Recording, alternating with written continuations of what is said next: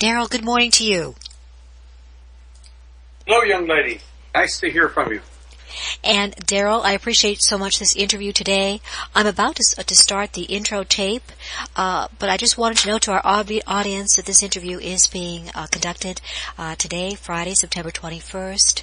And due to our very busy schedules, particularly today, I'm interviewing my guest, Derrell Sims, earlier in the day for broadcast this evening. And Derrell, let's begin the interview now, and I'll begin that intro tape. Welcome, everyone, to A Global Focus with guest Derrell Sims, the alien hunter.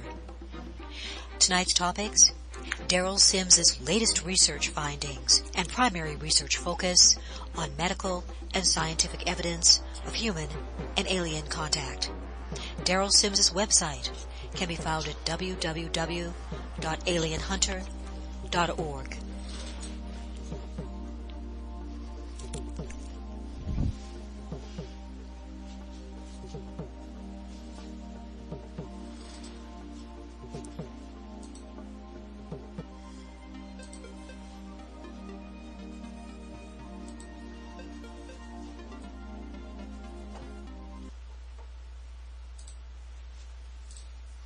Welcome, everyone, to the September 21st, 2012 edition of A Global Focus with our featured guest, Derrell Sims, the alien hunter. A Global Focus is broadcast on the UFO Paranormal Radio Network at 107.9 FM New Orleans. Thanks to Joe Montaldo for making these programs possible. Information on the expert guests of A Global Focus can be found at the program website, aglobalfocus.com. Tonight, A Global Focus features as guest Derrell Sims, the alien hunter. Derrell Sims has authored with Patricia Gray two outstanding books. The first, Alien Hunter, The Evidence in Light, and the second, Alien Hunter, Evidence and Truth About Alien Implants. Derrell is a top international researcher and authority in the ET presence field and has spent the past 3 decades researching the world of alien beings and their interaction with humans. Derrell's investigative research entails a keen focus on medical and scientific evidence of human and alien contact. Derrell Sims has spent years studying and training in a broad range of areas that would provide him with the full array of skills necessary for his search to find evidence of these creatures. Derrell is a former police officer and CIA operative.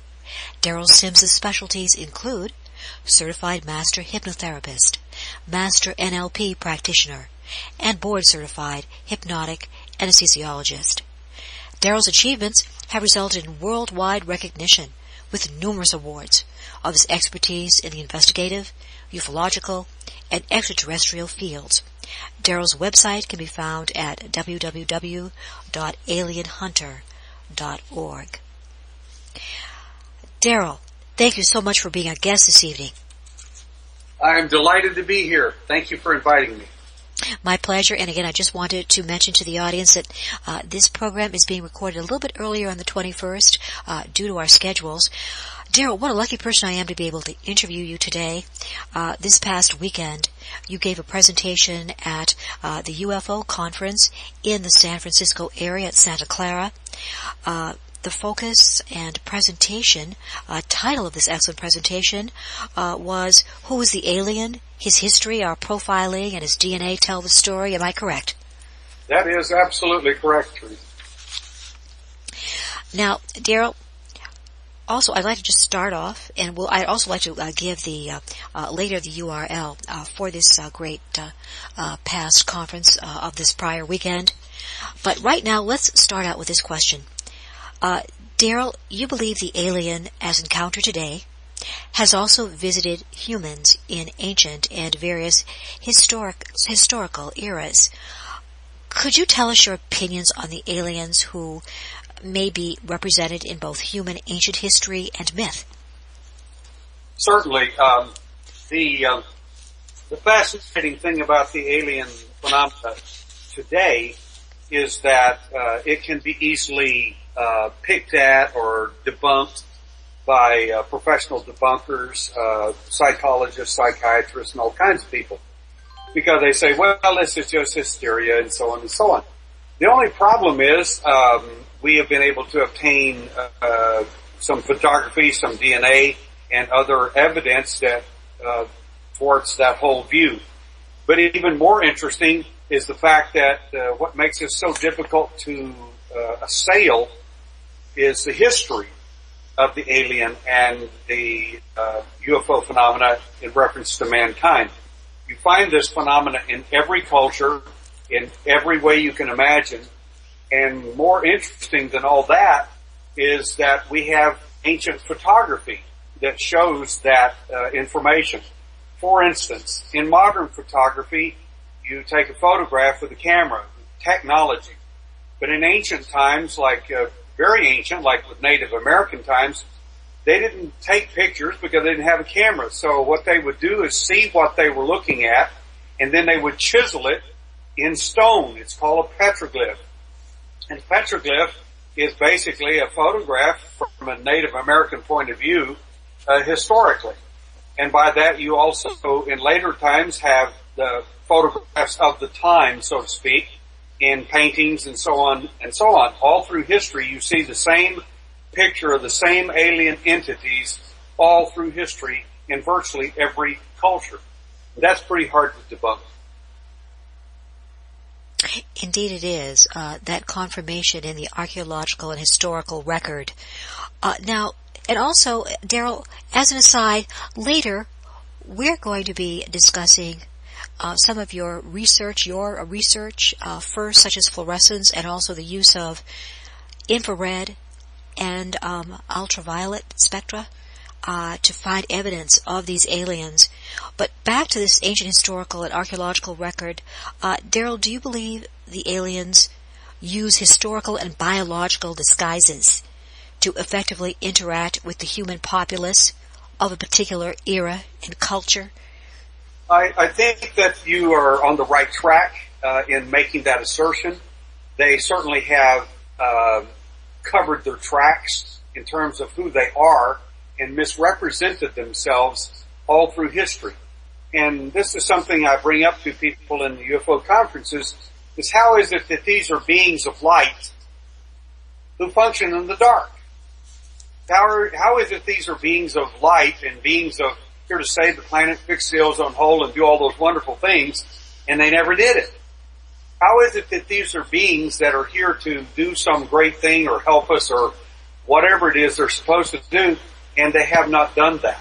They simply have hidden themselves and cloaked and masked themselves with screen images to cover the fact of who they really are.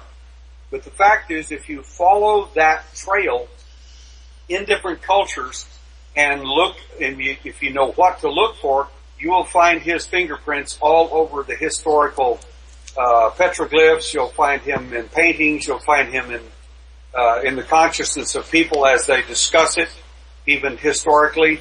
And most amazingly to me is the fact that they have misrepresented themselves as something else. They call themselves fairies, gnomes, dwarves, the wee folk of the Irish people, the jinn of the Islam, and so on and so on and so on. All of them having often a very negative connotation, such as in Ireland, if you're not good to the fairy folk, or sometimes they may not bring you back. Same thing with the jinn of Islam, these strange little spirit people that might not bring you back if you are in their presence and they don't like what you do. So all of this to me is a telltale sign of the fact that they have hidden themselves and they've not been truthful. They have literally lied all their way through history. And to cap this statement, basically mankind is running around in rags and hides and carrying clubs.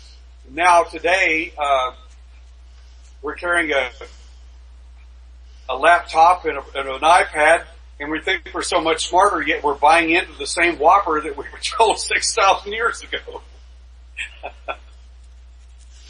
Very interesting points there, Derrell. And, when I was referencing the word, this biological disguise, there have been consistent research findings which describe actual alien types such as reptilians or amphibians, greys, Nordics.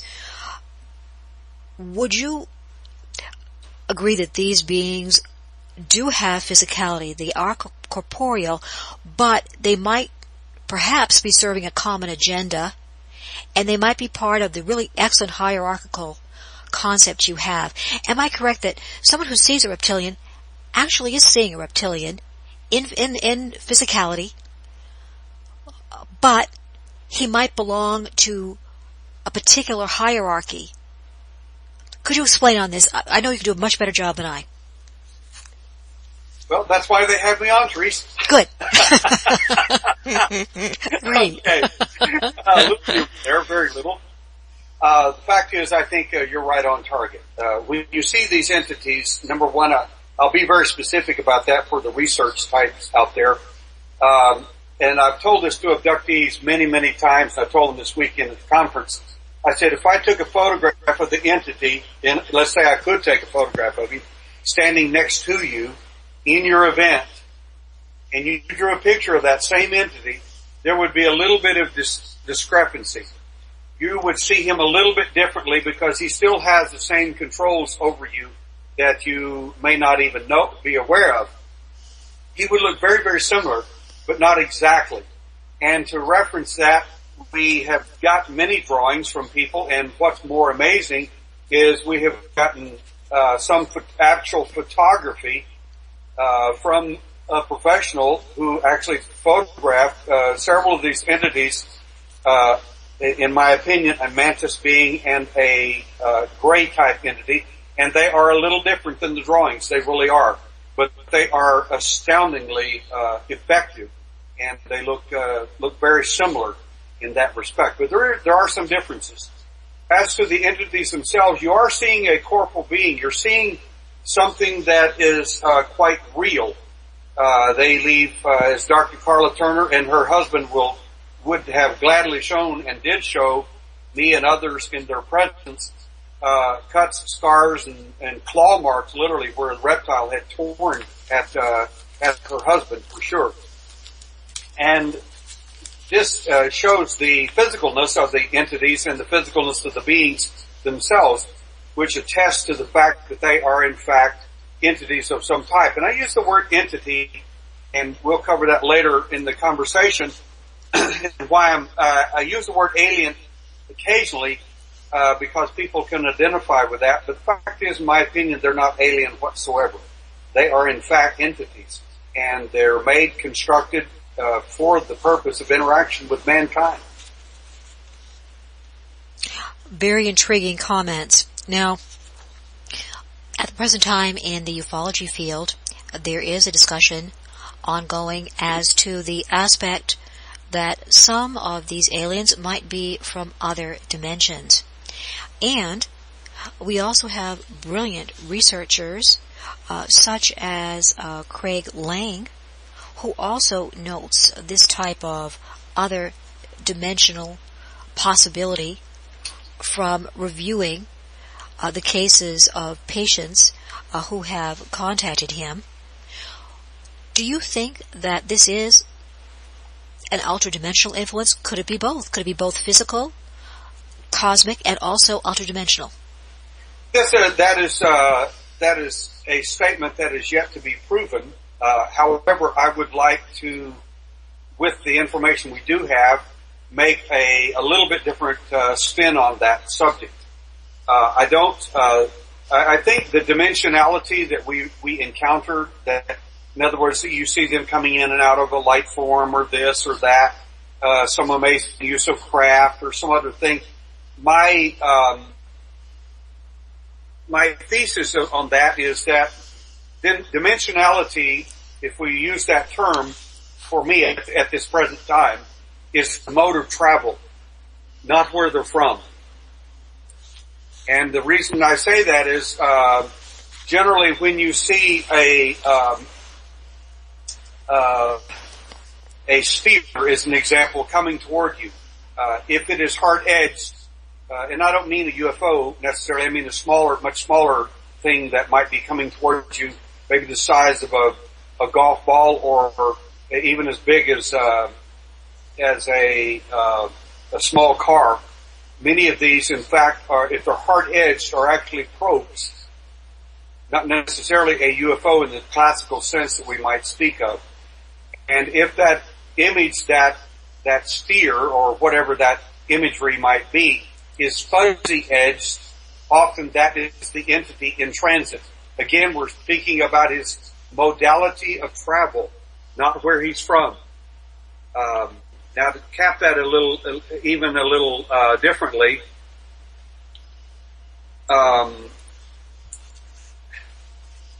the entity, in my opinion, is from somewhere else, and it's not from another dimension.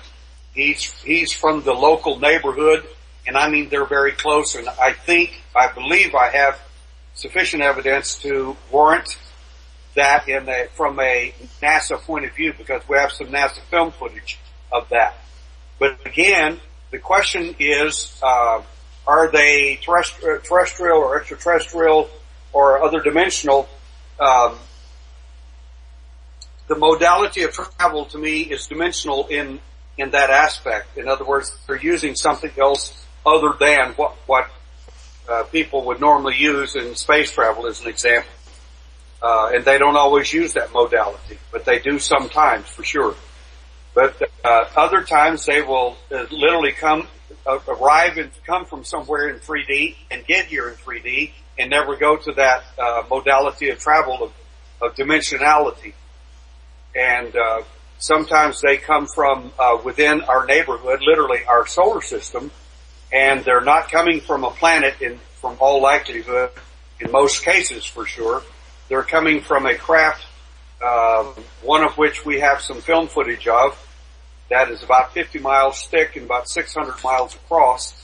And we have some NASA film footage of other craft that are several thousand miles long.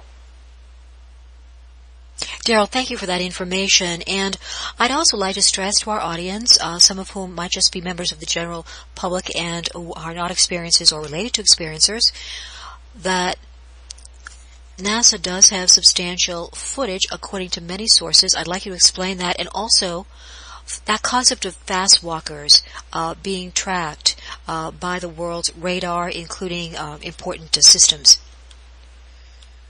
Certainly. Fast walkers is a term that I first heard about and I knew something about it before, but heard about it from a man named Ron Regier.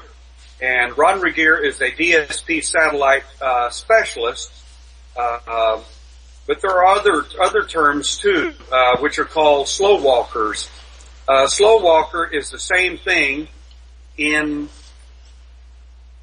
they're moving far slower and maybe even stopping. To give an example of this, when I met Ron at a conference many years ago in Los Angeles, where I was speaking, he came up to me after the conference and said, I'm Ron, and I'm a DSP satellite specialist. These are 18 geosynchronous satellites in orbit that see an infrared, ultraviolet, and visible light all at the same time. And he said, what I would like to know from you is why you look at the abductees, you look for evidence in the infrared, ultraviolet, and visible light spectrum. He said, I understand the visible light spectrum because you're looking for scars, cuts, and things, as you well showed. Then you showed us things in the infrared and ultraviolet. He said, no one ever thought of doing that. Why did you do that? And I said, because the alien sees through that black eye patch, so to speak, that cosmic eyeglass, sunglasses, and it allows him, in my opinion, to see an infrared, ultraviolet, visible light, and X-ray at the same time. Hence the reason abductees say, I felt like they were scanning me, yet there was no X-ray machine or anything there, but they were looking inside me. And I don't know how they did that. So a fast walker is, as I was discussing with my friend, I asked him if he'd ever seen any flying saucers with any of this, and he said, of course not, there are no such things. You gotta understand, he was still working for them, so he couldn't use any of these terms. So I said, if I were using the term fast walker or slow walker, and I meant flying saucer, would it be the same term? And he said, yes. He said, though, we don't know of any of those and they don't exist. And I said, I clearly understand. My next question to him was, the fast walker and slow walker being a quote unquote UFO in my terminology, does the government have record of all the fast and slow walkers that appear on this planet that show up here since these Defense Systems Program satellites came into existence? He said, of course they do. And I said, are there records? He said, yes. And I said, I would like to obtain those. He said, please don't. He said, if you do, he said, I assure you, he said, they'll be off limits within a very short period of time.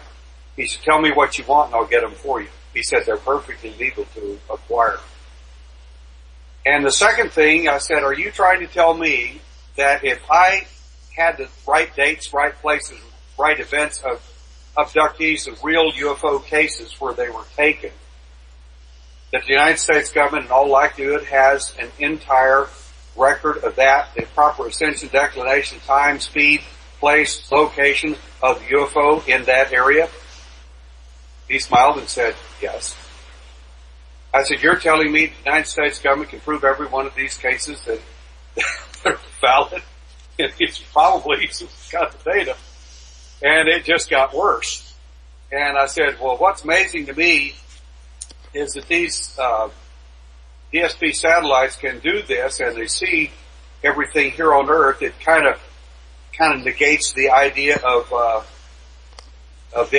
that people are making this stuff and everything else whenever you've got a UFO in that exact area where they claim to be taken and to come back with an implant in them or fluorescence on them, like I discovered in 1960 and 1992 respectively.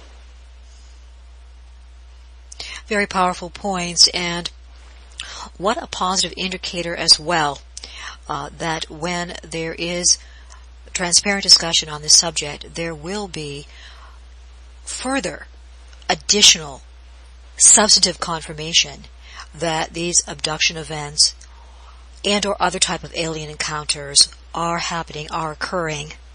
Now, Derrell, you had mentioned again the subject of the different light spectra, and currently more individuals are observing alien craft in significant numbers, as reported or alleged, through use of infrared night vision binoculars and goggles. Now, Derrell, you and your SABRE team have created the first of the fluorescence and the use of these spectra. Can you remember some early uses of the infrared spectrum in detecting markers of alien presence at an alleged abduction or other location? Certainly, we were able to use infrared to detect the presence of something that was in the immediate area around alleged abduction scenarios, and this, to me, opened the door widely for to the fact that these entities, no question, the UFOs were being seen by us in the infrared range. We saw this many years ago, 1992 era, we saw the craft and the possibility of entities because they were in the infrared range, and that from 700 nanometers up. I mean, you can see some pretty amazing things, and people are doing this, of course, now with their cameras and so on in the infrared range. But by the same token, I use a FLIR, which is a forward-looking infrared device I used this weekend at the conference with people. And with that, you can detect the presence of an entity if they're in the infrared range. But you can also detect other things, such as signal of an implant, as an example, if a signal was being given off in the infrared range. But there are a number of pieces of equipment that we use to do this. We also use a black light, a specialized black light, and in the use of the black light, we found not the craft, but we found the physicalness, the physical evidence of the entity's touch, and that would be 400 nanometers and lower. Many times in the area of 267 nanometers, you would actually find a physical color of the entity on the individual if they've been physically touched within the last 48 hours. The fascinating thing about this, I discovered it in 1992, was that these entities left a fluorescent trace. We call it an alien fingerprint, but excuse me, it's maybe the best way to describe this fluorescence is alien sweat. And they would leave this on the abductee, and it's not detectable, it's invisible. You will not see it unless you check yourself with a black light.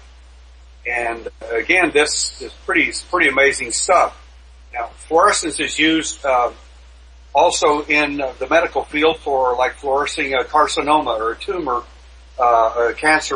cancerous cells as an example, to check their growth and movement and so on. So it is known in the medical field as well in that respect. But where I first discovered the concept of the fluorescence was not originally on people, but on cattle of all people, of all things. And some cattle were checked with a black light many years ago. And then later, some of those cattle that had a particular fluorescence on them in a particular area, in a particular nanometer length, were later found mutilated by the alien. So this was our first dealings with the infrared and the ultraviolet range. Thank you for that information. Very thought-provoking, and as referenced at the beginning, one of the primary focal point of your investigative research is on the medical and scientific evidence of human and alien contact. Now, Derrell, am I correct that other modalities, such as CT scans, perhaps MRIs and ultrasounds, have also indicated perhaps an alien connection or interaction? It has. We look at the abductees and the UFO phenomena in the infrared, ultraviolet, visible light, and also in the X-ray and MRI CAT scan area as well. The fact is the evidence can be found in any of these areas, and sometimes all of them. Some of these people will come back from their events with lumps, bumps, scars, and things that they can't account for and they can't understand. And one might say, well, they just bumped themselves while they were having a fitful dream. Sometime one lady came back from her abduction account and half of her labia was missing. So I doubt that probably was a fitful dream or it was sleep paralysis or anything else. One man came back, a professional runner, he came back from his event with a large chunk of skin missing off the top of his hip. And it was about 2 inches wide and 4 inches long, and I saw the scarring from it myself with one of our medical people. This begs to call anyone stupid or insane that would tell these people that nothing really happened, that they've had some type of sleep paralysis or some goofy idea like that. So we do find evidence of things that have been left in people, and these are quite rare, to be sure, very rare. And anyone tells you that everybody out there has got an implant that's an abductee is simply incorrect. The physical implants are very, very rare. I look at hundreds of x-rays a year, and I simply do not find hardly any of these with any possibility of having an implant. And the few that we have found, we've gone to surgery 24 times to remove these objects, the last one being in Flint, Michigan this year. So MRIs are very useful. X-rays are excellent. But I would like to tell you one brief story of a case that's on our website on alienhunter.org or operationaliendna.com. You can check either one of those out and see these fascinating stories. We have a lady there who's got an implant. It's a short film of an implant in her arm, and you can see her moving it around with her hand, with her fingers. And what's amazing about it is I told her to go get an X-ray there in Brazil, and she did, and the X-ray did not show anything up of this object that's under her arm, that in her forearm, that's very big. It's the size of a vitamin pill. And so I told her, well, okay, I've never seen that happen before. Go down and get an MRI. Now we're going to get hundreds of these little shots of this object.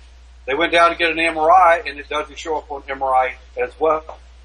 That's the first time I've ever heard of an implant ever not showing up on MRI or any type of scan like that. And Derrell, am I correct? Thank you for that information. Am I correct that this might be the same individual, or is there another individual whose a case described anonymously, but as a South American lady had an implant in the brain? That is correct. She's on the very front page of my book.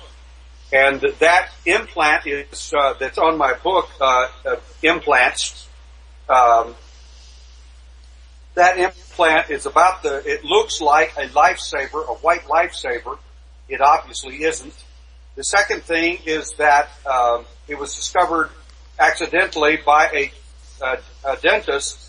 She had a car accident. They thought she might have broken her jaw on the steering wheel, so they x-rayed her from below her jaw up toward the top of her skull, and they saw this lifesaver size type object. It's actually smaller than the lifesaver.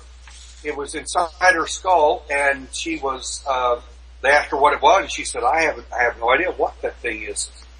So the bottom line is that the object was in her skull for several years. Then it moved from one hemisphere to the other hemisphere, or was placed in another hemisphere. Then later, it disappeared. Now, amazingly, people say, well, there's no scarring in any of these implant cases. That's not true. Sometimes there is scarring, and in her case, there was no scarring whatsoever in the original implantation of this device in her hemisphere of her brain. However, when the object was removed, there is quite a bit of scarring and cutting on the skull. And as to why that is, I have no idea. Now the object disappeared. No one knows why. And later, this object shows up in her arm. Boy, the details on that are somewhat graphic and definitely upsetting. Derrell, your 2 books on implants provide excellent details and the latest research accounts and information. I know that research is definitely ongoing. Derrell, for you and your team, has the extremely advanced nature of the implants presented a tremendous scientific and investigative challenge? And could you just give us some of the latest developments in research findings and some of the various implant types? Certainly. Some of the implant types, we go into a system of looking at the implants, and we've categorized them in our own way, so to speak.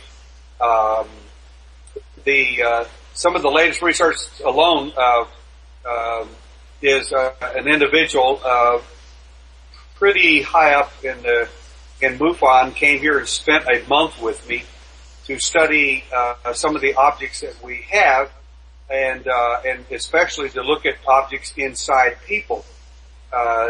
Needless to say, he was more than stunned when he saw some of this, some of the fluorescence on some of these people, and some of the implant work we had already done, and some of the objects we had already retrieved.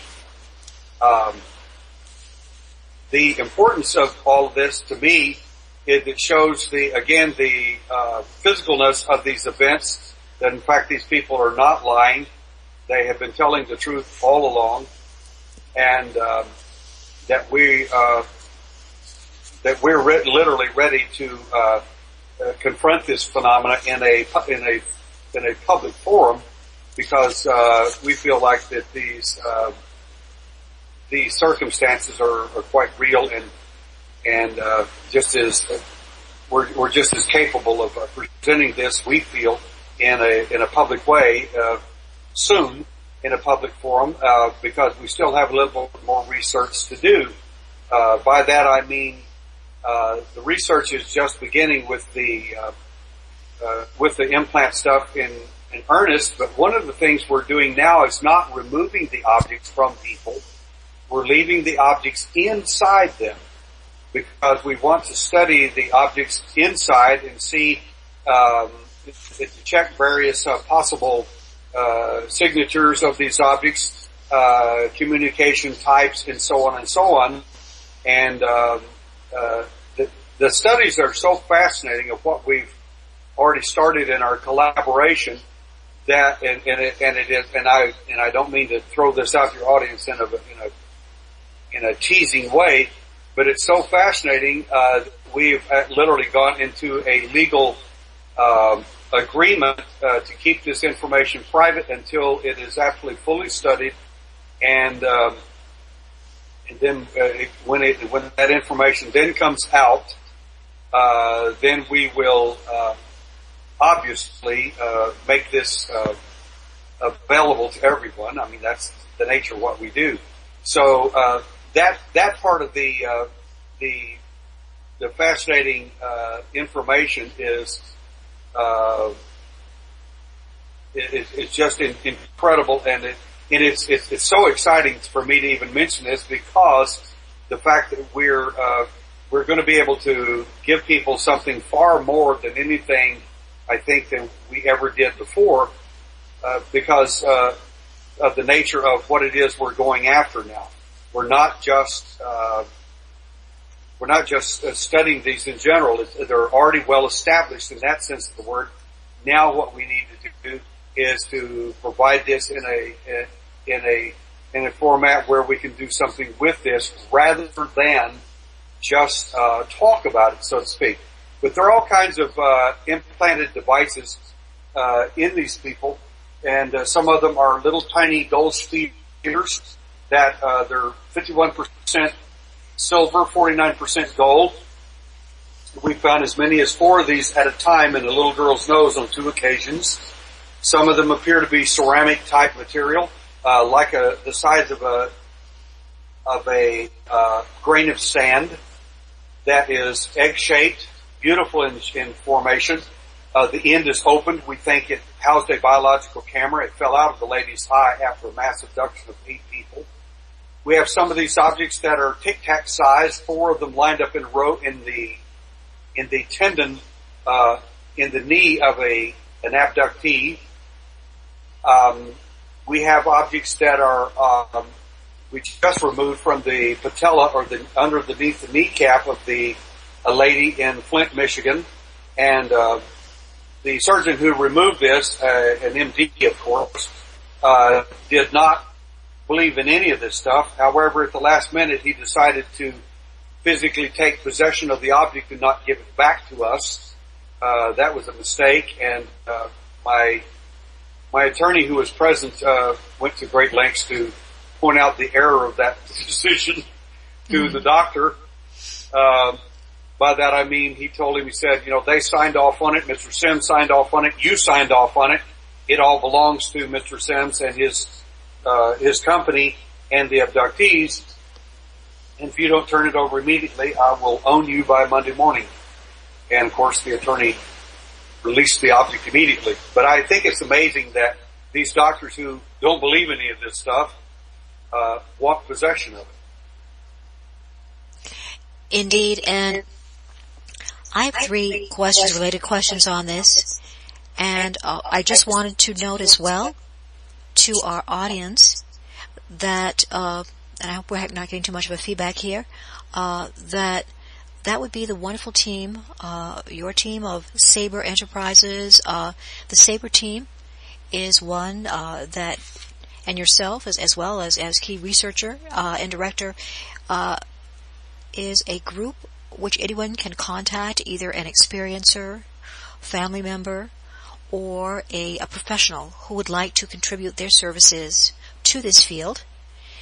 And Before I get back to some implant questions, already your work has been very seriously considered by doctors. For example, you spoke at a Texas conference of physicians a few years back. So several fields right now are observing your research, and they're very much waiting on the developments.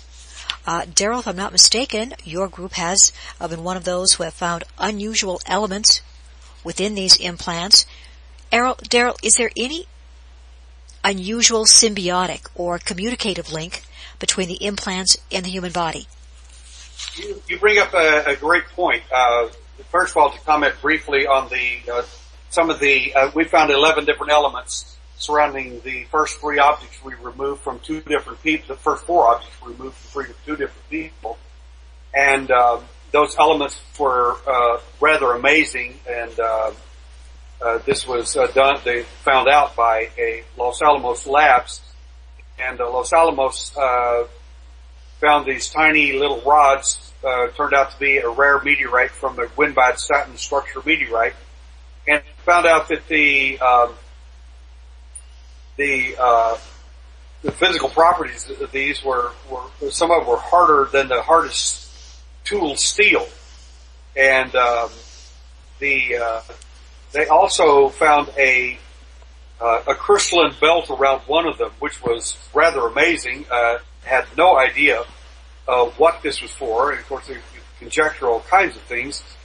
We found that the objects themselves appeared to be, it said, had 11 different elements that made no sense whatsoever to anyone as to why they would be around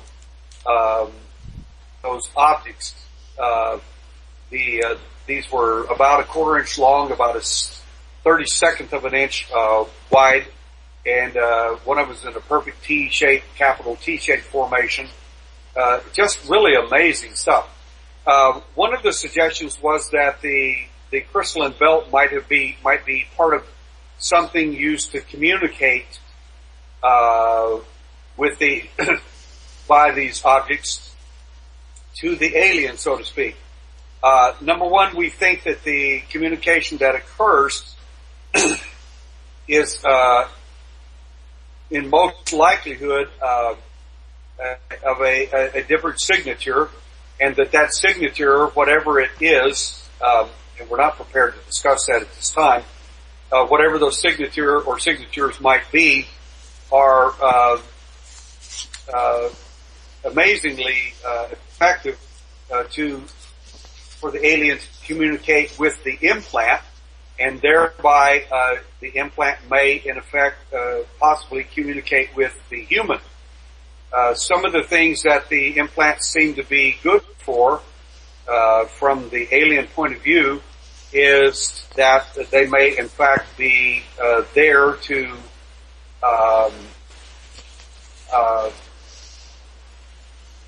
alter neurotransmitters in the abductee, as an example.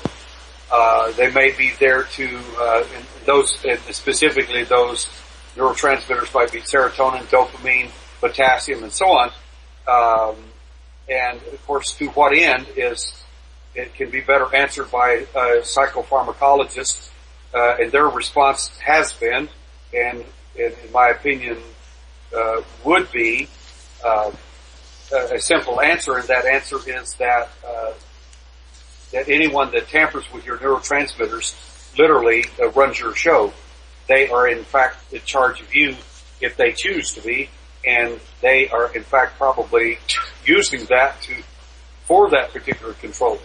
And perhaps this is some of the reasons some of the implants are there. But basically, in a nutshell, I will say this, that the implants themselves are capable of communicating with people in some way, and I think the primary way that that's done between the implant and the human is in fact through a nerve supply, which I predicted to 250 surgeons in the John Muir Medical Hospital in Northern California in the first AMA-sponsored program on medical complications of alleged human-alien contact, specifically implants, which I presented back in 1994.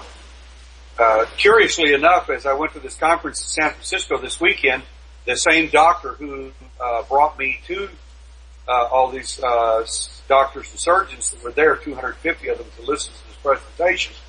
He was present at my presentation and said, "I came to see you again." He said he wanted to know what was the latest in implants and what's going on, and so I filled him in, and he's back on board with us in studying this phenomenon and helping us with that. So we're delighted to have this doctor on board again. Absolutely an incredible man. Fascinating information.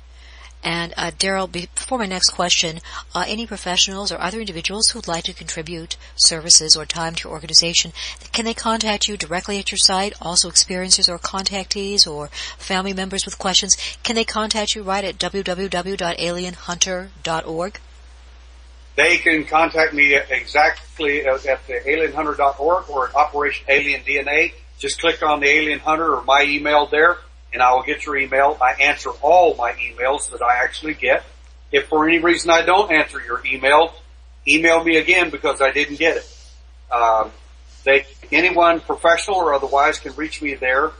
We do have an online support group for abductees and contactees if you're interested. It's free.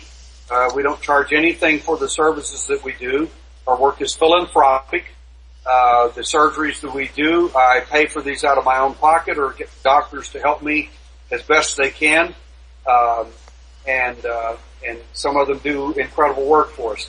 But if there are medical and other professionals out there who would like to help us, I desperately need some DNA people right now. I mean desperately. We have DNA from an alleged alien from one of my abductees. I took the samples myself, and I also have the samples from a professor. I have both taken, and we're desperate to get these evaluated and looked at. I do have some preliminary reports on the DNA, so any persons able to and willing to, and in a forensic setting, we want this done professionally. It's not going to be done behind closed doors. We intend for this information to be peer reviewed, so there won't be any. In other words, somebody will be checking the work, so to speak, to make sure there are no errors. And because all we're after here is evidence. And if we do have professionals, particularly in the DNA field, and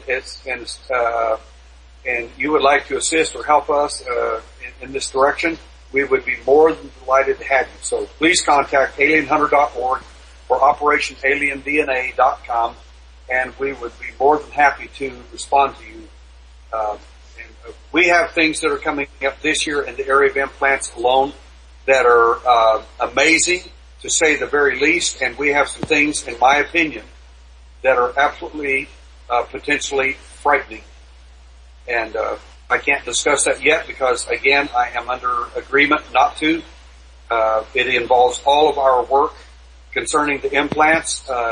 It is a staggering study that we're doing, and we're so excited by the interest of some professionals in this that we think that it's going to be a bombshell this year when it's done. Thank you, Derrell. God bless you in your research. Thank you. I'm sure that your listening audience, experiencers such as myself, and I'm sure here, ICAR, of which I'm a member and also service director, would thank you for this outstanding work. That's very, very exciting, the DNA evidentiary potential, and already you have that DNA evidence. It's been collected, and we have to decipher it. Now, Derrell, on a related question there, you believe that the aliens actually operate as a type of intelligence network. It does seem that aliens are profoundly interested in human biological, intellectual, perceptual, and other traits. Now, you brought up that mass intelligence event, and you mentioned that one of the individuals involved, a participant and experiencer, had what was alleged or what was perceived as an ocular implant fall out. My question to you, and it's kind of just an ad hoc theory, is it because the aliens might have realized that this group was onto something? They were getting information, and the information could prove negative to the alien activities. You are more than the case happened in 1992, and and for my audience to understand this clearly, I think I should do my little alien hunter disclaimer here. I am the alien hunter. I do not chase UFOs. I do not hunt UFOs with a camera. I'm not interested in that. I hunt the pilots. I hunt them that hunted me and hunted my son. Now these entities are hunting other people and their children. And I really don't care what anybody thinks about that. That's my business, and my purpose is to hunt the alien. And how I do that is to pursue him. That is not a metaphor. It is a fact. One of the facts of the case is that I developed a Manchurian candidate against the alien. And I did this with a contactee, a lady who volunteered in 1992. And this was done very surreptitiously. She knew about the case. She volunteered for the case, and then I told her I can't tell you about it, and then we're going to have to do something very profound that I've worked on here for some time. I said I understand a great deal about the alien's neurology, his physiology, and his morphology, as much as I possibly can. After 40-some years working on this, I said I know how he thinks, and I think I know how to get to him. And anyway, she agreed, and I put her in a deep trance and installed amnesia on both sides of the memory that I installed in her. The memory I installed in her was something I found inside another abductee who had 3 blocks inside him. A block is like when a person's being placed under regressive hypnosis, and they're getting this information from the individual, and then all of a sudden they come up against this block and they can't get any further. We have been able to get past these blocks, and in rare cases we've found as many as 3 of these blocks in an individual. Why would a block be there? Well, I can give you a good, swift, quick answer. You either saw or heard something, or they think you may have heard or seen something you were not supposed to see or hear. Period. As a result, those blocks are usually present. Having been in X-intelligence, when I got past this block, I heard this information, and I realized if I were them and I were an intelligence community, I wouldn't want anybody to know this. This could uncover some of my business, and therefore I would no longer, I would be vulnerable and exposed. So I placed that little piece of information inside this woman because they know everything we know. When they abduct you, they go through us like a hot knife through butter. They know everything that's in your head space.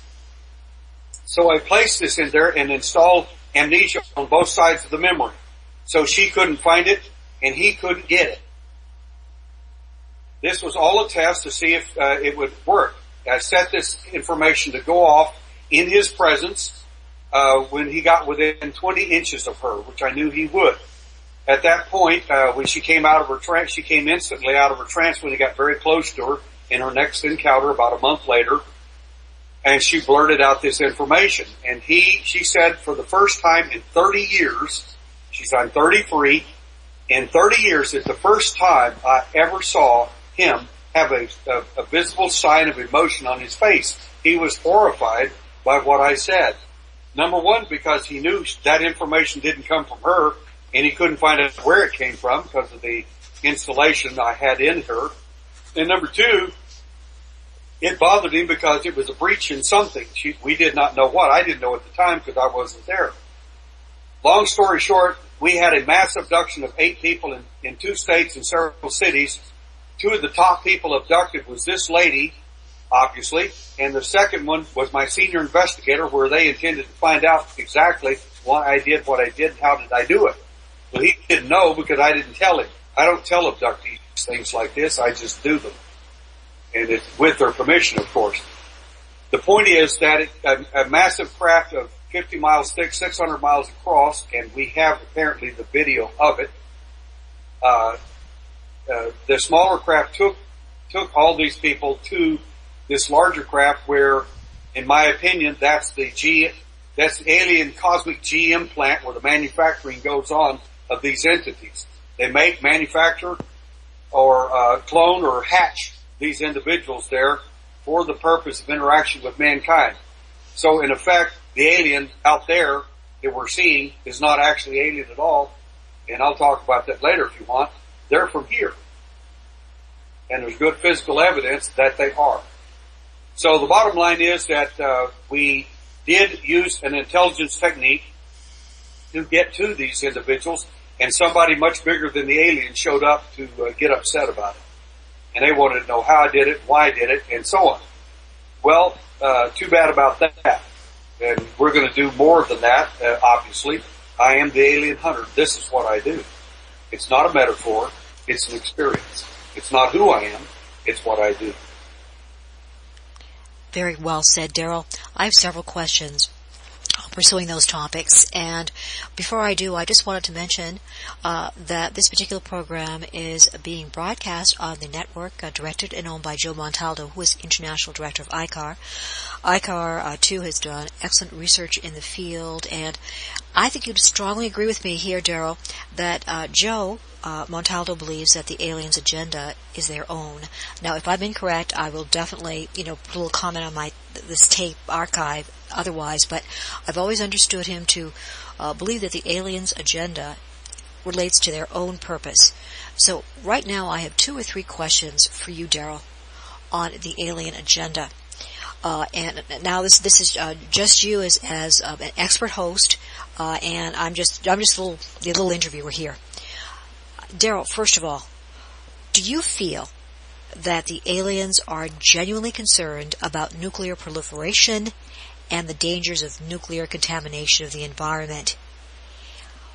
And if they are genuinely concerned about the Earth's environment and problems perhaps with nuclear proliferation, is it because the aliens consider Earth and humans as a resource? That's a very fascinating question. First of all, in reference to Joe and his comments on his view of the alien, I absolutely agree with him that the aliens' purpose is their own, and they've got their own agenda. No question about that, and no one really knows what that is. We find hints of it from time to time, and we piece it together, and that is how we come up with our closest information. Since we don't know everything, we can't know everything, and therefore don't know the entire agenda, but we know pieces of it.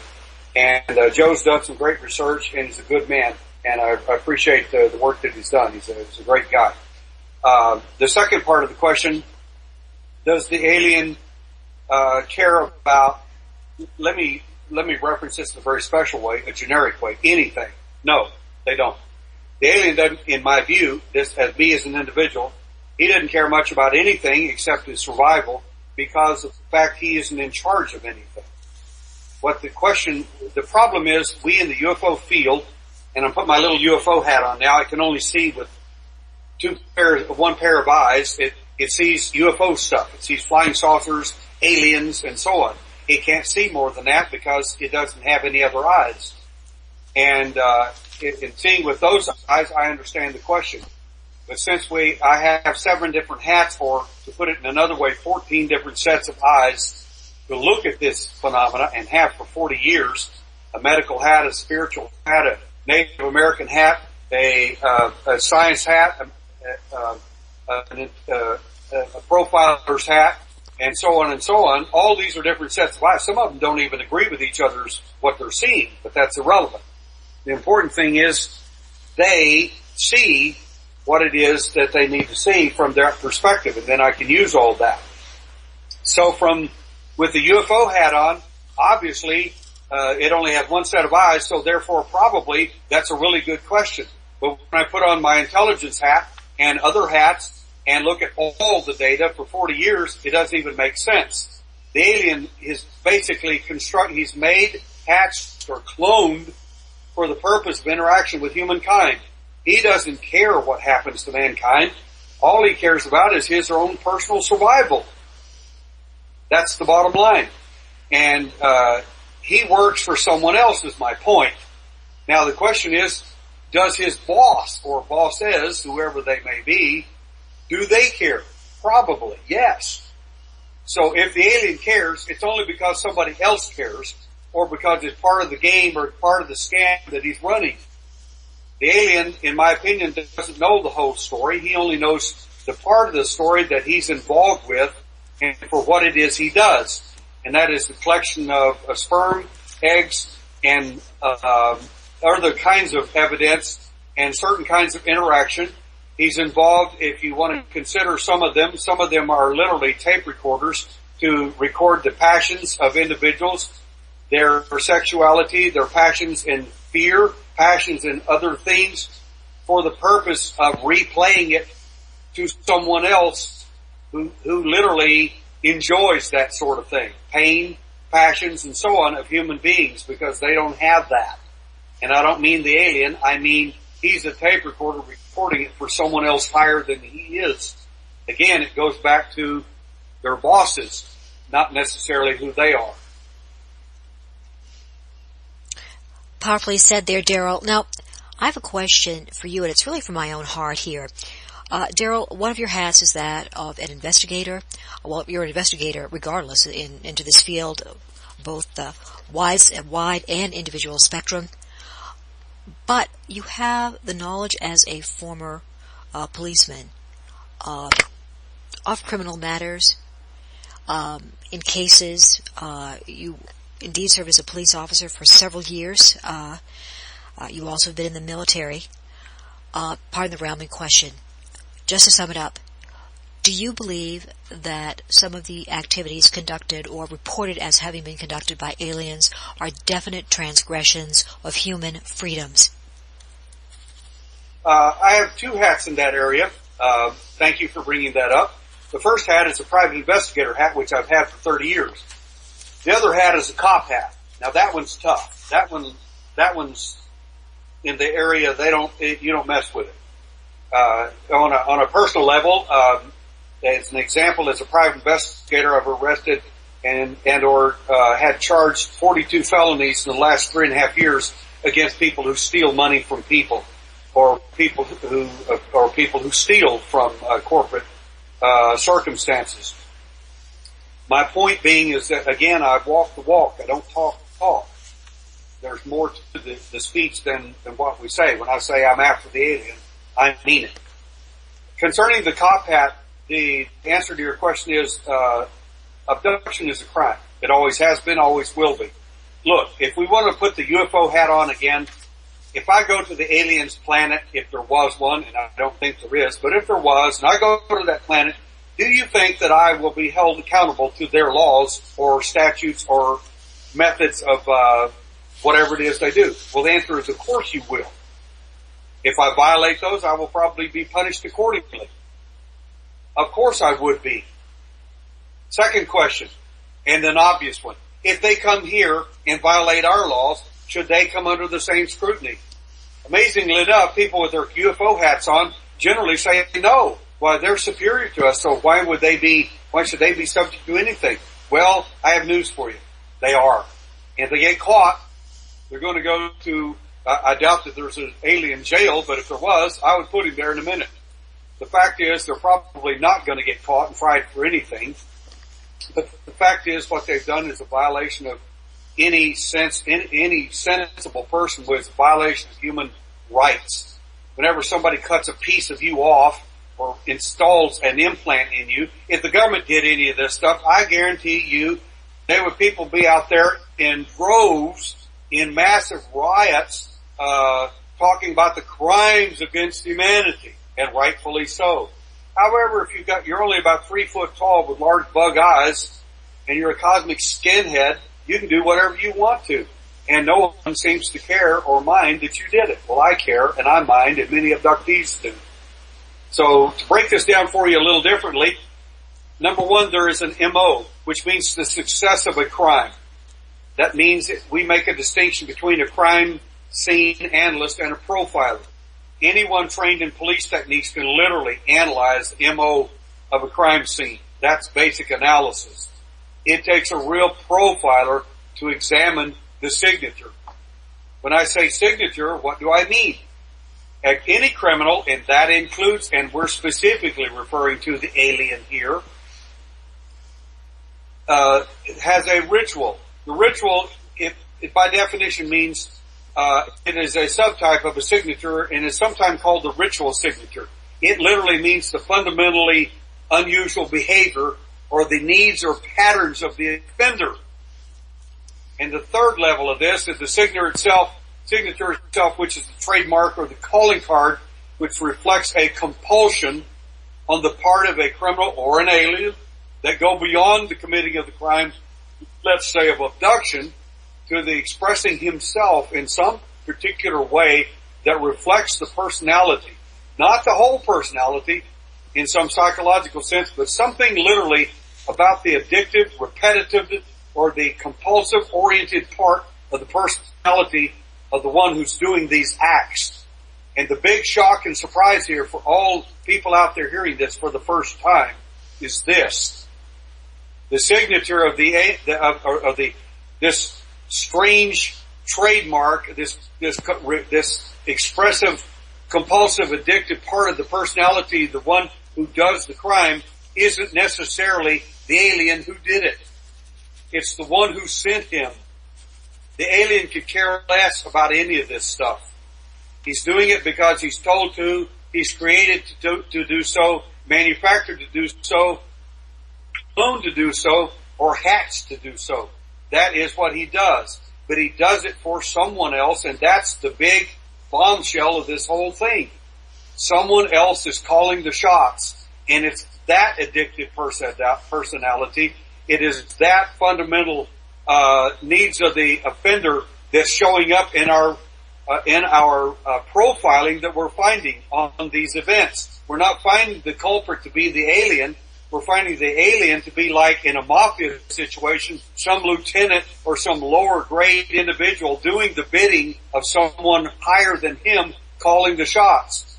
For instance, if somebody in the mafia was called to do something awful to someone, like mutilate them or hurt them in some bad way, he would do that because he's supposed to, but that's not necessarily because that's what he wanted to do, but because he was ordered to do it. And when they're often caught in a trial, they'll say that this someone above me ordered this kind of a signature done on someone, and that's exactly what's happening here with the alien. And if we miss this salient point, we have missed the partial of what's going on in the alien abduction phenomena, in my opinion.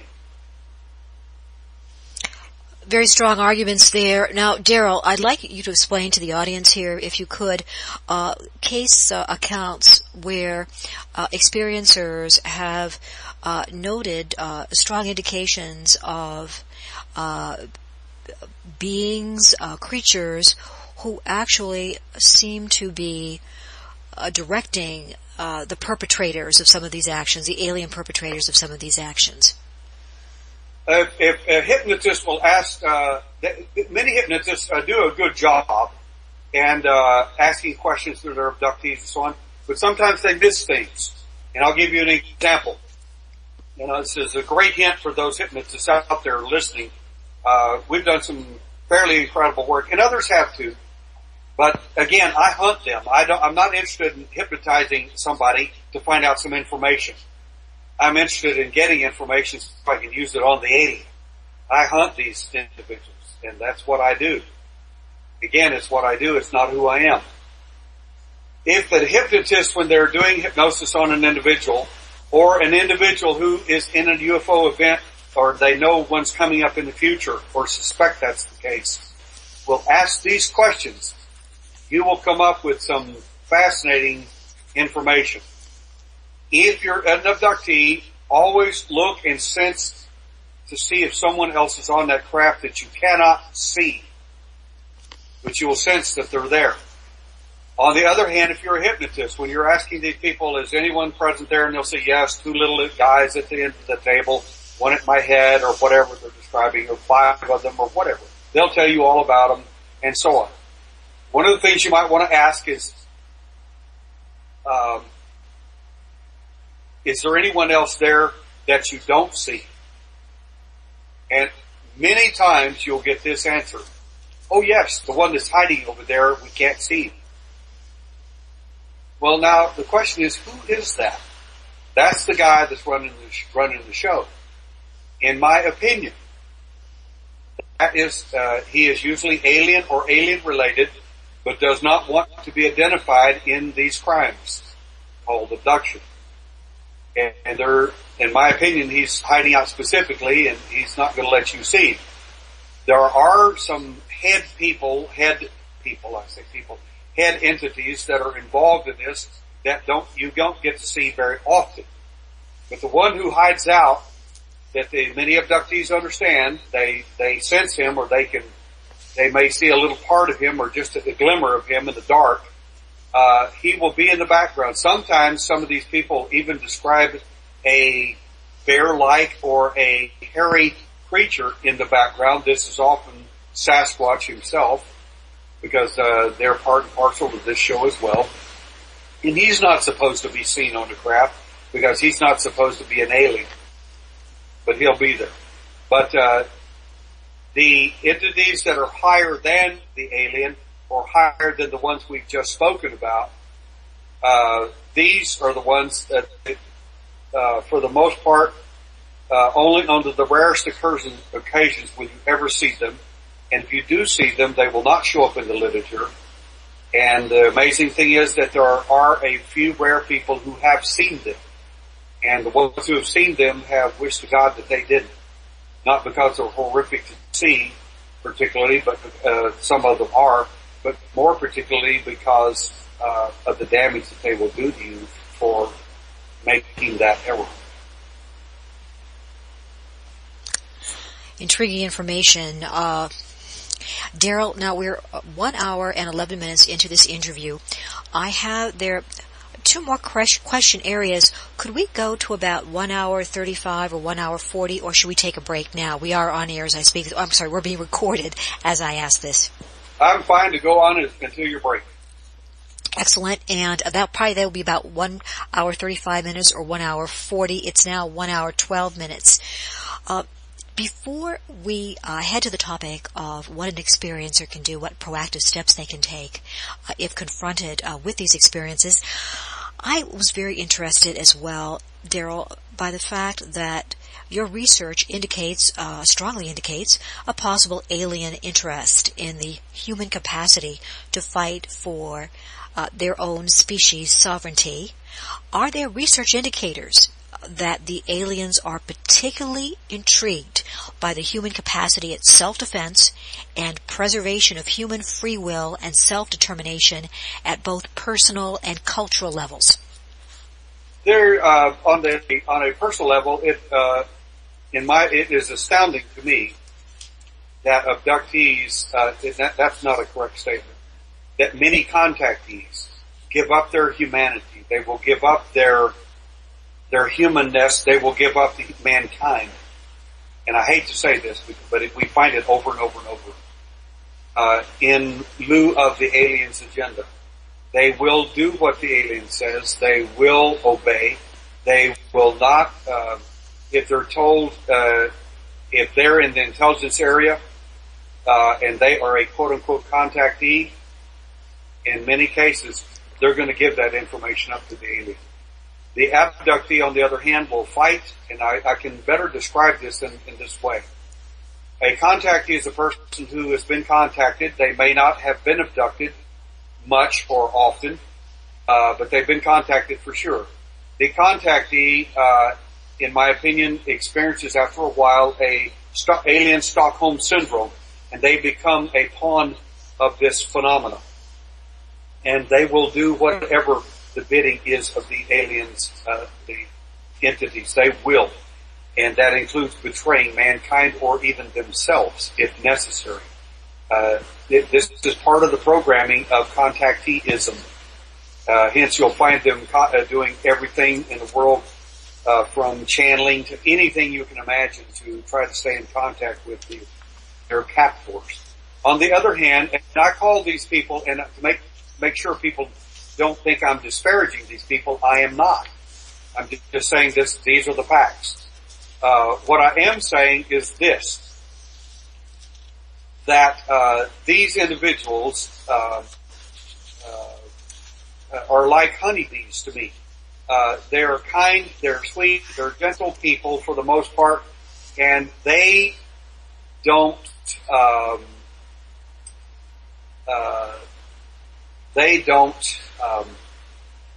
they think the funny little man in the white suit out there stealing their honey is supposed to. They think it's his right to steal it. That's all okay. And it's no big deal.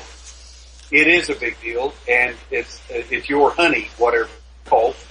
You want to identify that honey as, that it's still theft. And the abductees, on the other hand, are different. They will fight. They are often Native American, Indian, Irish, Celtic. They're fighters. Their genetics prove it. And they don't like what's going on. And you mess with their children like they did mine, and you will create problems you wish you hadn't done. And maybe that's good because now they have a nemesis of some kind. The fact is that the abductees, in my opinion, are killer bees. By that I mean, if you try to steal their honey, they're not impressed with your funny little white suit and your large black eyes. They don't care. That's irrelevant. And the fact is, you're going to pay the price of your theft. And you're going to get stung many, many, many times. And I hope they get you as many times as possible. You deserve it. Sorry. That's just a little abductee humor there. Until they get your kids, you don't really appreciate that mentality, I don't think. So the fact is that, that's the mentality of what you're dealing with, and, I don't lay it all on the alien only because at some point humans have to be responsible for their own behavior. And you say, well, they made me do it. Well, no, they didn't.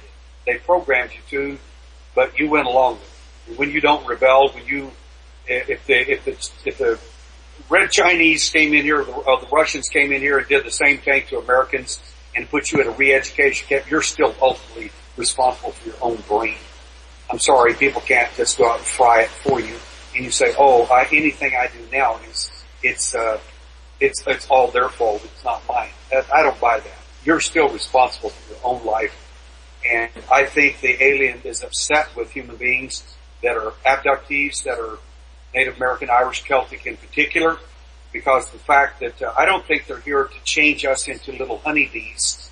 I think the problem is they can't change us into little honeybees, but they're doing everything they possibly can to do that. They don't have to worry about the contactee because they're already in their pocket anyway. They already run their show. Those people don't need an implant. They don't need their neurotransmitters altered. They're already altered, and they're already in the tank for them anyway. It's like some of the people in our political spectrum today. They don't care what the facts are, the left or right side. All they care about is the fact that I'm in the tank for whomever, and it doesn't make any difference. They don't care even what happens in the country. It's more about what's my side saying, and that mentality to me is totally destructive. I abhor it. I really do. Thank you for those comments, Derrell. And here I'd like to delve into helpful advice for those who believe they are experiencers. Now, Derrell, has been acknowledged by several in this field, many experiencers do suffer from a form of post-traumatic stress disorder, and rightfully so, given the horror of some of these events. Derrell, what different steps and modalities should experiencers consider? And what is the proper use and effective assistance provided by, for example, hypnotherapeutic regression and also neuro-linguistic programming? Okay, it's a very good question, because, look, I did a presentation and a tape, for the University of Texas at El Paso, 2 of them, as a matter of fact. One of them was on hypnosis and what you should know about hypnosis before you do that. Before I let anybody work on my brain, I guarantee you they're gonna know their stuff. And I think you should do the same thing. Just because somebody is a hypnotist doesn't make them a hypnotherapist. They may have a piece of paper that says they are a hypnotherapist, but they're not. They're a hypnotist. A therapist is another area of business that therapists rightfully belong in. And a hypnotist is a person who hypnotizes you, and they may be real good at it. Anybody can learn to hypnotize anybody. Therapy is something far different, and you don't get it by practicing hypnosis on people. That's not therapy. In fact, that's a mistake for you to even assume that if you're doing it and you're a hypnotist. So if you're wanting hypnosis, make sure that you understand that's what you're going to get. You're going to get hypnosis, not hypnotherapy. There are some therapeutic side effects and benefits from some of the techniques used in hypnotherapy as well. Yes, I understand that totally. It still doesn't make you a therapist. I have therapists and MAs, MS, CW, and PhDs and psychiatrists that come and get training from me. Yes, they do. And the reason is because I can show them how to enhance their therapeutic skills greatly through the use of NLP and in the fact that I've worked in a clinic for 4 years that had about every kind of case you can imagine, from people with amputees to with phantom pain to you name it. The point is that many abductees, when they come back from their events, do experience a post-traumatic stress syndrome to some degree. And one of the best things that can happen to people, believe it or not, besides hypnosis, is the following. Find a good support group that loves and cares for you. Period. I have one online. If you don't want to use that, you find one somewhere else. I have one online, and there are people from around the world that are on that. It doesn't make any difference if they're there for support, not for brainwashing. We don't try to make everybody into little abductees or little contactees. That's not what it's for. But we do debate those issues very, very bluntly and profoundly. But we have both on our site, and people are not derided because they choose to believe in one side or the other. It is for support, and that's the whole basis of it. Support will give greater mental health benefits to people than virtually anything I've ever seen. The second line of defense a person might want to do is to go through hypnosis, but my first advice to you is the following. If you don't want to find out what happened to you, if you can't deal with that or don't want to deal with it or not going to deal with it, don't open Pandora's box. Because when you open that box, you're never going to get it closed again. You're always going to be an abductee. You're always going to be a contactee, or whatever it is they find in there. That's it's going to be. And if you want to do that, fine. I had to do it because I was conscious during my events. I knew what was going on to some degree. I saw what was going on with me. I later understood a lot more about it. But the point is, there's a great deal of help out there right now in first level in support groups, number one, and number two, and hypnotherapy, if you choose that. In my view, and this is just me personal, and I'm not picking on anyone, I would not allow anyone to work on me unless, number one, I trained them, because I know what it is that I need specifically, and I know what abductees need. I've worked over 1,500 cases worldwide, and in various languages. And second, I would require that they had at least a master's level in NLP, neuro-linguistic programming, and knew how to integrate that with hypnotherapy, and they were skilled in therapeutic technique. If they did not have at least those two qualifications, at least those two, and I prefer more, if they don't have those two, then in my opinion, they're not going to work with me. I also want them to be able to detect a lot of things about individuals. They have to know if I'm hallucinating or not. They have to know how to not hypnotize my screensaver memory versus my actual memory. They must know the difference between recall and memory. And if they don't know those basic things, you ain't working on me. Not now, not ever. Dr. Carla Turner said I was the only one who would ever work on her other than Barbara Bartholic, and I know why she said that. And it was more than hypnosis. It had to do with other things. But my point is, that's my minimum requirement. I don't know what yours is, but whatever yours is, support group first, in my opinion, is the best thing that can happen to you. Those people will love and care for you, because they've gone through the exact same thing you have. Whether negative, whether positive, whether whatever, they've already been there, and they'll help. And it's true. Thank you, Derrell. Now, Derrell, as far as a further proactive response for an experiencer, do you ever advocate the use of intelligence gathering techniques, and does that involve a complex modality? What is your opinion on this? When I refer to the technique of, for instance, creating a Manchurian candidate, this was not taken lightly, and this individual was selected over a long period of time, and I had to develop criteria that I knew that were effective. I do use certain abductees for the purpose of gathering intelligence for me on board that craft. I do. And they volunteer for this. I know that there's a good chance that the alien's going to find that data and information on them. I can still retrieve it. And these individuals, I tell them in advance that if they find out what you're doing, there is a good chance that they're going to be very unkind to you, psychologically and sometimes physically. And if people are still agreed with that, and there's only a handful of people I do this with, then I will consider using them in this phenomenon. The techniques that we use there are based on the fact that I understand the mentality and the neurology, in my opinion, of these entities.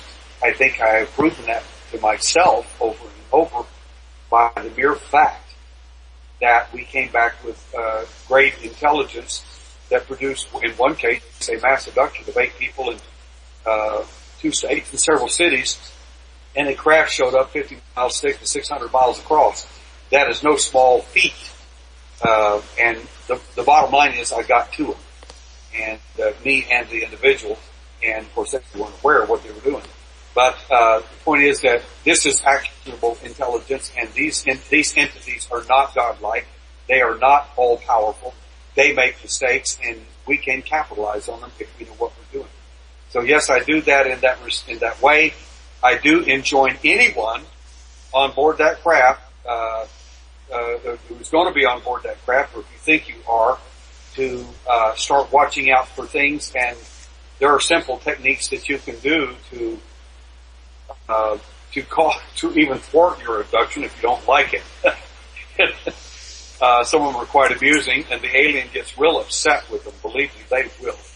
They get very upset because they don't like the fact of you taking charge of your own life, and especially in the middle of an abduction where they are in charge. Boy, that sounds very worthwhile pursuing, and thank you for those details. Now, Derrell, I have one final question, and then I'd like you to take the show out. My final question is, indeed, as many know, you were interviewed by the X-Files movie staff, and they actually believe that both your career and experience reflect a rather Agent Mulder-like individual. Derrell, do you feel that current movies such as Prometheus and television series such as Falling Skies indicate a sincere interest in the media world as to this subject matter? And are there any aspects of these current films or TV productions that have perhaps a segment of factual versus theoretical basis? I can answer that in several ways and will, and I think your audience will enjoy it. Number one, some friends of mine who are NASA abductees. When I say that, they're NASA people who are abductees. One of the things they told me and other folks one night was that sometimes they're actually flown out to Hollywood and their screenwriters get to interview them. Guess where screenwriters get a lot of their information and ideas for their next TV shows and movies? Duh. That's number one. Number two, the bottom line for Hollywood is this: money, fame, Academy Awards. That's what it's all about. So they're going to do whatever it takes to get that. Number 3 is that do some of these movies, TV shows, and so on have a spin and literally a takeoff from something that is realistic, or at least they at least point to that. I think that is very true. The X-Files wanted me on their trailer for the movie X-Files simply because I was very truthful. In fact, there were 3 people interviewed that day, and 2 of which are very popular in the UFO community, and they're on the opposite side of the fence of me about this phenomenon. And the X-Files people told me they didn't believe either one of them. They thought they were making it up, and they used a word, something along the word of BS to describe it. And I said, well, what makes you think I'm any different from them? And they said, well, you always reference yourself in particular ways that scientists, people in the medical field might, who use a Socratic method of thinking. And the fact is that you're hunting these entities, and the profoundness that that's had upon you in the life of your son. And we think that if there was a Mulder, you'd be him. And I said, well, that's a nice try, but I don't buy it. But the point is that for whatever reason they were impressed with that. But the reason they didn't use my part in the TV show, in the movie, is because I gave them cases of what the real Mulder was like. And the cases I used were people who had literally been skinned alive in their beds in Brazil, people who had their eyes surgically removed and later became insane because of their physical alien contact, and other people who had horrific events, such as 2 children in Dallas, Texas, who died from their abductions. And I asked them, I said, you want to put that on the X-Files or steal that like you did the fluorescence and the implants and other things that you and several other people have done on the internet? And they laughed and said, we had no idea. We had no idea. I said, well, this is stuff that doesn't sell in the UFO community. So it's stuff we don't often talk about because nobody wants to hear that aspect of ufology. We want to hear about, we want our little 2 eyes that look like little, or UFO hats, so to speak, or UFO eyes. That's what we want to see things with. We don't want to see the entire picture. We want to see the UFO picture, the part that we can deal with and can, and like to do. And that's okay. But the alien hunter has to look with another 6 set of eyes besides those 2. Eloquently said, and to me, you are the consummate researcher, warrior, and hunter. And just God bless you, Derrell. Also, I can personally attest, if you have any question for Derrell, he is extremely quick to get back to all communications. He and team are just superb. And now, Derrell, before I just give my final goodbyes to our audience, would you have any final comments? Again, I must mention your excellent site, www.alienhunter.org, or just simply alienhunter.org. Derrell, further comments here. Certainly. In a future show, if you want to do that, I will tell you where the alien come from and give you some DNA evidence on that if you'd like. But for final comments itself, I simply would like to say that the map is not the territory. And if we have good maps, we know that the territory we're looking for out there is going to be well described by that map. But the fact is that some of the maps that people have are not the territory. They're not even good maps, much less of the territory. So I think that we have to understand that the map that we have out there, the maps that we currently have realistically in ufology, is the following. UFOs are just maps. They're not the territory. Implants are maps. They're not the territory either. Certain kinds of crop circles, about 10% of them, because those are the only ones that are actually real, are just maps. They're not the territory. The menu is not the meal. It may look like the meal, and I don't care how good it looks, I promise you it won't taste like the meal. So don't get the map or the menu mixed up with the territory. The little waiter that brings you to the restaurant, so to speak, the alien, He's just a map too. He is not the territory. And if you think that he is, in my opinion, you missed the boat by at least 15 yards, and you need to get at least 6 other sets of eyes to look at, because you're going to miss this whole story if you think that the map of the territory of the alien is actually it. He's nothing but a transgenic who was constructed and made for interaction with mankind. And he's been doing a pretty good job of that, although he makes a lot of mistakes. But he's not in charge. And I thank you for your time, and this is the Alien Hunter signing off. Thank you so much, Derrell. And thanks everyone for joining us